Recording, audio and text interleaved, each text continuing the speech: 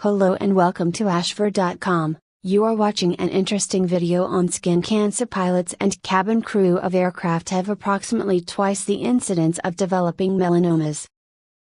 Please read this disclaimer carefully. According to a new study conducted by health economists at the University of East Anglia and the Centre for Diet and Activity Research in the UK, walking or cycling to work is better for people's mental health than driving. New research in the form of a medical literature review has found that the pilots and cabin crew of aircraft have approximately twice the incidence of developing melanomas compared with members of the general population. The authors of the study believe that this could be due to increased exposure to ultraviolet, UV, and cosmic radiation related to high altitudes. Although officials routinely monitor levels of exposure to ionizing radiation, UV exposure is not usually recognized as an occupational hazard for pilots and cabin crew. UV is, however, recognized as a major risk factor for the development of melanomas. UV is known to damage the DNA of skin cells, and when the DNA that controls the growth of skin cells is damaged, skin cancer can develop. Skin cancer is the most prevalent form of cancer in the U.S., and although melanoma accounts for less than 2% of skin cancers, it is known to cause the majority of skin cancer deaths. According to the American Cancer Society, ACS, approximately 76,100 new melanomas will be diagnosed during 2014. The ACS estimate that around 9,710 people are expected to die from the condition in the U.S. this year. Medical literature study.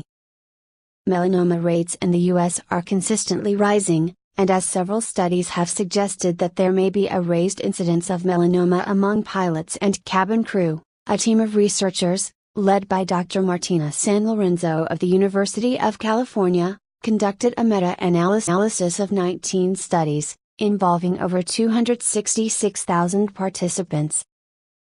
The researchers found that the overall standardized incidence rate, SIR, of melanoma for flight-based occupations was 2.21. Specifically, pilots had a SIR of 2.22 and cabin crew had a SIR of 2.09. This result means that pilots and aircraft have twice the incidence of melanoma compared with the general population. The authors acknowledge that their work is limited in that it utilizes observational and predominantly retrospective studies within its review. The authors were unable to adjust the findings of the studies used for potential confounders, other variables that may have influenced the results. However, within the literature review, one study did not find any significant difference in the prevalence of melanoma risk factors, such as a history of sunburn or sunbed usage, between aircraft crew and the general population.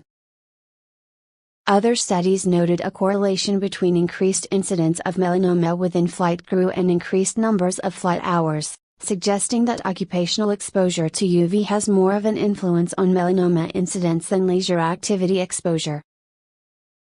Increased UV exposure. The authors believe that an increased exposure to UV radiation for flight crew could explain their findings. They state that airplane windshields and cabin windows seem to minimally block UV radiation, and that at 9,000 meters, where most commercial aircraft fly, the UV level is approximately twice that of the ground. Therefore, the cumulative UV exposure for pilots and cabin crew is still of concern, and the higher risk of melanoma evident in our meta-analysis could be due to greater occupation-related exposure to UV radiation.